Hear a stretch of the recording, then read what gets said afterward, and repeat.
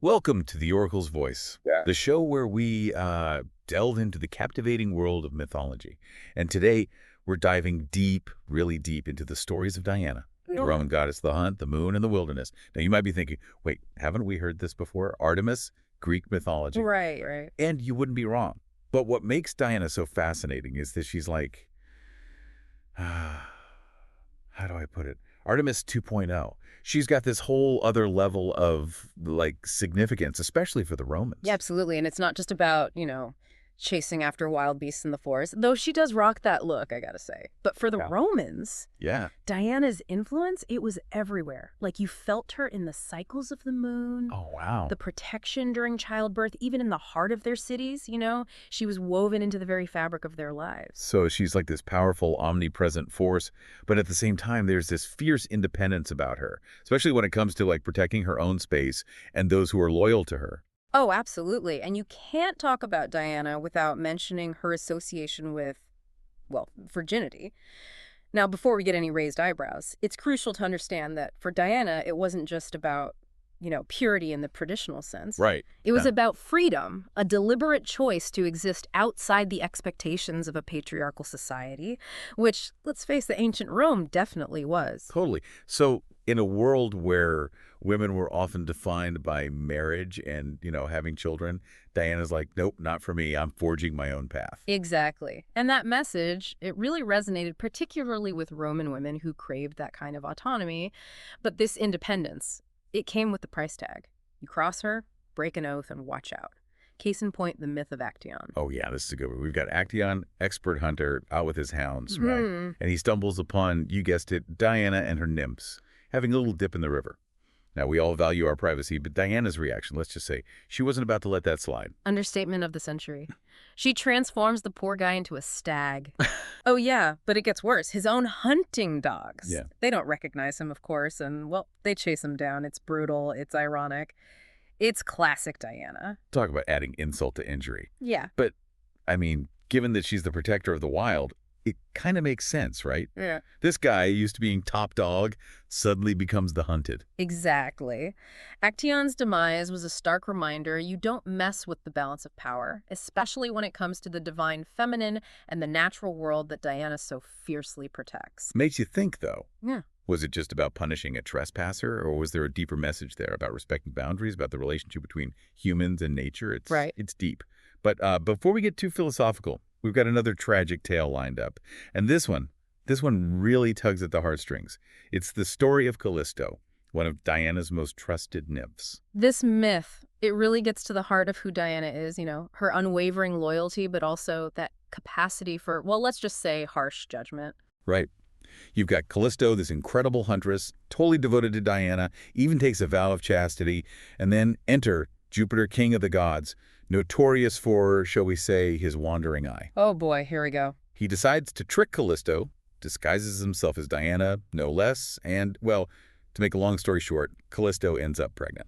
Oh, talk about betrayal. For Callisto and for Diana, it was a direct violation of their sacred oath, and we know how she feels about those. You're telling me, even though Callisto was tricked, taken advantage of, Diana sees it as this ultimate betrayal, a violation of everything they stood for. And her reaction, she banishes Callisto, leaving her completely alone, vulnerable. And that, my friend, is where we see that other side of Diana Swift, uncompromising justice. It's heartbreaking, really, because you can see the very human emotions there, anger, hurt, betrayal, but with these, like, divine consequences. And sadly for Callisto, this story doesn't end there. Yeah, this is where things get even messier. We got to talk about Juno, Jupiter's wife. Now, Juno, she's known for, let's just say, not being the most understanding goddess when it comes to her husband's extramarital activities. Right, so we're talking full-on jealous wrath of the gods kind of situation. Oh, you better believe it. And who becomes the target of her rage? Jupiter. No, not directly, at least. She takes it out on Callisto. Oh, no, that's rough. What does she do? Transforms her into a bear. Can you imagine? This skilled huntress reduced to a wild animal. Hunted by those she once called companions. Exactly. It's heartbreaking, and it really highlights this theme we see so often in mythology. Mortals caught in the crossfire of these divine squabbles. Right, like it's not enough for the gods to have their own drama. They got to drag us mere mortals into it. Exactly. And in Callisto's case, the tragedy doesn't even end there. Years later, her son, Arcus, he's grown up hunting in the very woods where his mother, now a bear, roams. And, well, one He day. goes face to face with her, right? Not knowing it's his own mother he's about to. You got it. He's about to kill her. It's a horrifying thought, right? And I think even Jupiter realized he might have taken things a tad too far. I mean, talk about a dysfunctional family reunion. So what happens? Does Jupiter finally step in? He does. Just in the nick of time, too.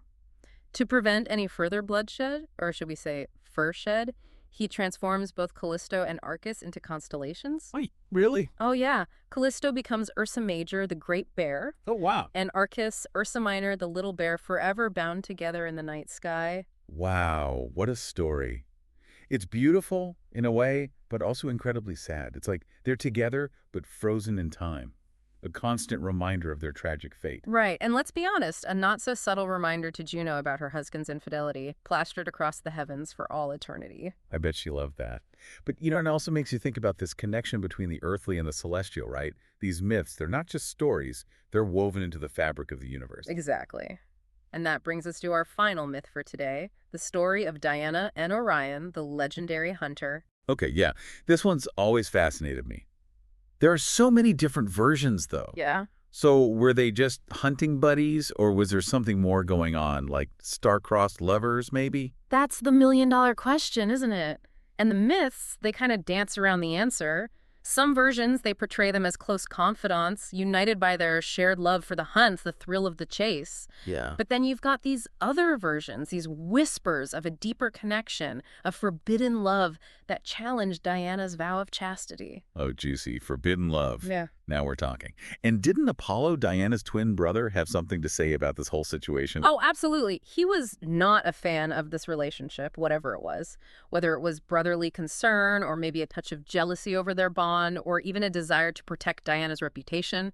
Well, let's just say his disapproval added fuel to the fire. Of course, it wouldn't be a good myth without a little sibling rivalry thrown in for good measure, right? But seriously, how did Apollo factor into all of this? Well, tragically, as it turns out, Apollo, being the god of, prophecy, light, music, and also conveniently archery, he challenges Diana to a little contest. He tells her to shoot this distant target in the water.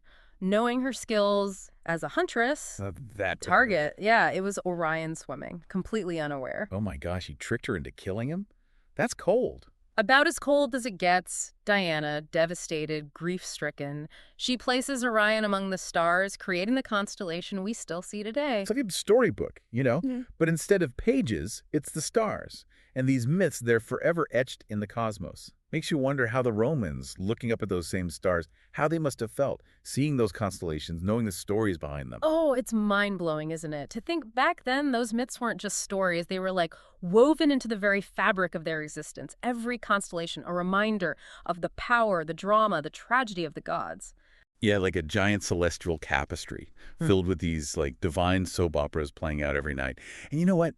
As much as we might think these stories are, like ancient history, they still speak to us today, don't they? I mean, we see ourselves in those tales of love, loss, the struggle for freedom. 100%. And Diana, she's like the ultimate embodiment of that timeless appeal, this fierce huntress, protector, but also capable of such intense anger, such swift retribution.